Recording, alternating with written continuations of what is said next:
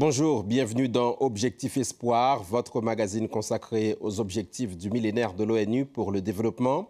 Cette semaine, nous nous intéressons à l'objectif numéro 8. Il vise à promouvoir le développement durable pour tous, en facilitant notamment l'accès aux nouvelles technologies. Nous allons au Kenya. En 2 ans, la capitale Nairobi s'est imposée comme la capitale africaine des nouvelles technologies. Certes, seuls 10% des Kenyans ont accès à Internet, mais 80% des foyers possèdent un téléphone portable, ce qui fait du Kenya un pays ultra connecté.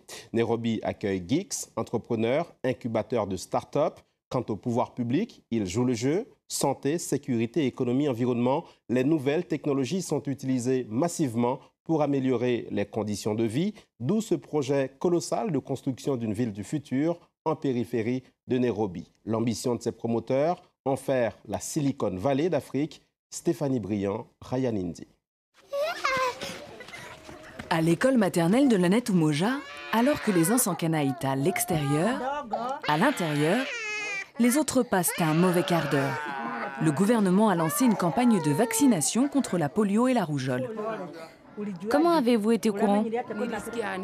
Je l'ai entendu à la radio et j'ai reçu le message Twitter du chef. Dans ce village kényan, tout le monde connaît Twitter. C'est cet homme qui a inoculé le virus du microblogging à sa communauté. Le chef Kariuki, toujours flanqué de ses 2 adjoints et de son téléphone portable, est accro au réseau social depuis plus d'1 an et il compte 11 500 followers. J'ai commencé à me dire que je pourrais utiliser Twitter dans un but social, et pas seulement pour saluer les gens, dire que je suis allé à Nakuru, que je prends mon petit déjeuner. Je me suis dit, comment utiliser Twitter pour mon travail? Ces administrés n'ayant pas Internet, ils passent par une plateforme qui transfère le message sur les téléphones portables. Ce jour-là, il envoie une missive destinée aux mototaxis. J'envoie un message pour leur dire de venir à mon bureau, dès que possible. Ma première réunion, on avait rassemblé autour de 150 personnes. Et à l'époque, il fallait faire des tracts, coller des affiches, téléphoner aux gens pour qu'ils viennent. Maintenant, je n'appelle plus, j'envoie un message et c'est tout. Et ça fonctionne. Quelques minutes après l'envoi du message, tous les mototaxis du village se pressent au bureau du chef.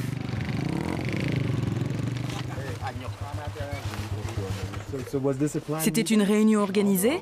Non. Montrez-leur le message. À Lanet Umoja, le site de microblogging ne sert pas seulement à organiser des réunions. Bonjour, comment ça va? Il y a 3 mois, dans cette école, un élève est mort, piqué par des centaines de guêpes. Qui se souvient de l'attaque de guêpes? Moi. Qui s'en souvient? Moi, je suis allée à l'hôpital. Elles m'ont attaqué. Il y avait des guêpes partout, c'était terrible. Je crois que Dieu est intervenu pour sauver cette école. Ça a été vraiment très difficile.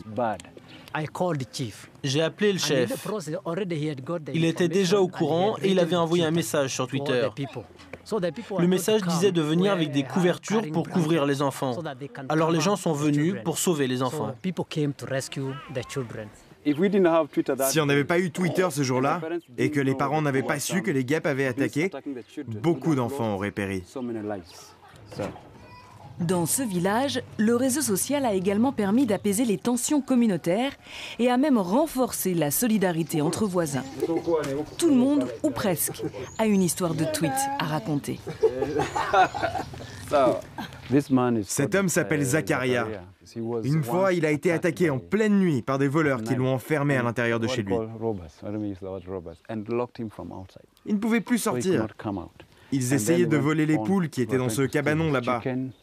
Zakaria m'a appelé et m'a dit « J'ai été attaqué, il y a des voleurs dehors ».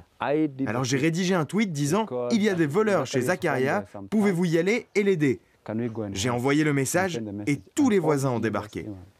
Quand les voleurs les ont entendus, ils ont sauté par-dessus le grillage et se sont enfuis. Lutter contre le crime, ce n'est pas seulement arrêter des gens, mais c'est être capable de le combattre pour que cela n'arrive plus. Twitter a rendu cet endroit plus sûr? Oui, beaucoup plus sûr, c'est vrai.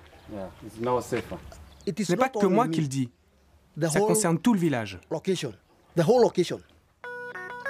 Désormais, le Kenya n'est plus connu que pour ses animaux sauvages, mais aussi pour son addiction au téléphone mobile. Le pays est champion du monde du paiement mobile. En quelques années, Nairobi est devenue la capitale africaine des nouvelles technologies, Et une nouvelle génération d'entrepreneurs connectés est en marche. À travers la ville fleurissent les incubateurs de start-up, des viviers de talents prometteurs prêts à révolutionner le continent africain. Jamila est l'une de ces web entrepreneuses.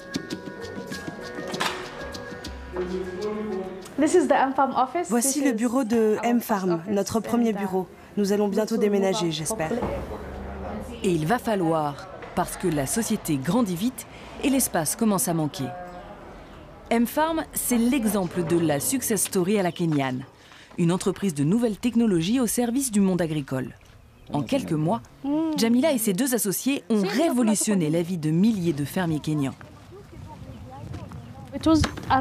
Cela répondait à des problèmes auxquels la plupart des fermiers de petite exploitation sont confrontés ici au Kenya. Le prix du matériel agricole est élevé. Ils vendent à des prix très bas et ils n'ont aucun contact avec les acheteurs finaux. Donc en tant qu'ingénieurs, comme nous avons étudié les nouvelles technologies, nous nous sommes dit que ce que nous savions faire de mieux, c'était connecter les gens. Nous venons toutes du milieu fermier. Nous avons été envoyés à la ville pour faire nos études. Donc pouvoir utiliser ce que nous avons appris et le redistribuer dans le monde agricole, pour nous, c'est vraiment un plus. Les jeunes entrepreneuses ont mis au point une technologie simple qui permet, grâce au téléphone portable, de faciliter la tâche des agriculteurs. Là, je demande le prix des piments. Et comment faites-vous ?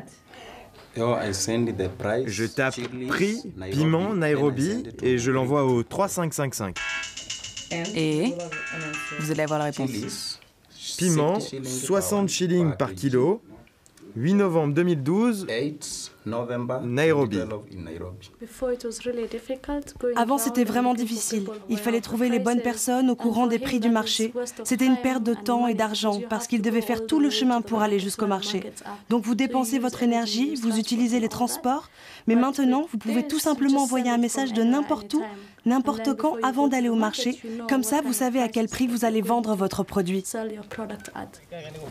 En plus de transmettre le cours des céréales et autres fruits et légumes, M-Farm propose aux fermiers de se regrouper en coopérative virtuelle. Bienvenue chez M-Farm. Je vais d'abord vous montrer comment vous inscrire. Tenez, voici une notice explicative. Joseph est un agent de terrain de M-Farm. Il est notamment chargé de recruter des paysans. Alors, vous allez aller dans la rubrique « Messages », vous tapez « Rejoindre » et après vous tapez votre nom. C'est bon? Vous avez tapé « Rejoindre » ? En quelques minutes, Joseph leur explique comment mettre en ligne leur production sur la plateforme M-Farm et ainsi trouver preneur. Ensuite, vous indiquez le poids de votre récolte à vendre, par exemple 100 ou 200 kilos. Joseph est également responsable du point de collecte. C'est ici que sont centralisées les denrées pour être ensuite récupérées par les acheteurs. Messieurs les fermiers, voici notre cabanon pour le contrôle des produits. M-Farm a convaincu 3 gros acheteurs africains de s'approvisionner sur sa plateforme. Quand vous apportez votre produit, nous ouvrons cette page et nous inscrivons le produit et son poids total. L'objectif, c'est de rassembler plusieurs petits fermiers ensemble. Oui. Pour 1 kilo aujourd'hui, les courtiers nous l'achètent 40 shillings. Et M-Farm va nous l'acheter pour 90 shillings ou 80. C'est pour ça. Je vois que je vais gagner beaucoup plus d'argent. C'est plus facile à vendre car nous avons déjà un accord avec l'acheteur. Nous avons un accord avec un client. Par exemple, là, je dois livrer 16 tonnes par semaine. Je n'en ai pas assez. C'est pour ça que je recrute de plus en plus de fermiers. M-Farm a déjà séduit 7000 fermiers kenyans. L'objectif pour 2015 est fixé à 7 millions. Et les 3 jeunes entrepreneuses espèrent exporter M-Farm dans d'autres pays africains et en Amérique latine.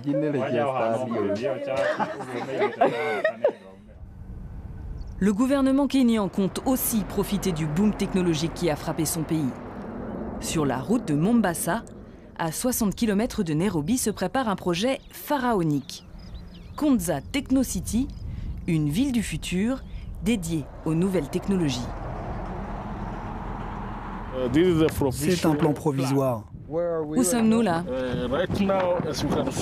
Là, comme vous pouvez le voir, nous sommes arrivés de Nairobi, nous avons dépassé la première entrée et à présent nous sommes quelque part ici. C'est ici que sera la Silicon Savannah d'Afrique. Pour l'instant, l'endroit a plus de la savane que de la Silicon Valley. Mais à en croire les représentants du gouvernement, les investisseurs affluent déjà. Il n'y a rien pour l'instant, mais beaucoup d'investisseurs potentiels nous ont écrit, dont IBM, à qui nous avons déjà donné une parcelle de terrain. Car pour attirer les grands groupes, l'État kényan a offert ses terres. Mais pour le reste, il compte essentiellement sur des fonds privés. Sur les 7 milliards de budget, le Kenya n'assumera que 700 millions. Dans les bureaux du ministère de l'Information et de la Communication, le projet Konza trône en bonne place. C'est une maquette de Konza Technology City, ce à quoi elle devrait ressembler. La ville sera étendue sur plus de 2000 hectares et c'est destiné à être un projet d'envergure mondiale pour permettre aux entreprises de technologie de s'installer ici. Une université, des logements et des centaines d'entreprises. Ce sera un environnement qualifié qui permettra aux gens de trouver des emplois de très haute qualité et qui va générer un impact sur le niveau de vie. Nous nous attendons, lorsque ce sera fini, à ce que 200 000 personnes soient touchées directement par le projet en termes d'emplois directs et indirects. Dans un pays où 70% de la population a moins de 30 ans, les nouvelles technologies semblent le pari à faire pour l'avenir. L'inauguration de Konza Technology City est prévue pour 2030. Et c'est la fin de ce magazine. Merci à vous de nous être restés fidèles. Merci à ceux qui l'ont préparé. Prochain rendez-vous la semaine prochaine, même heure, même antenne.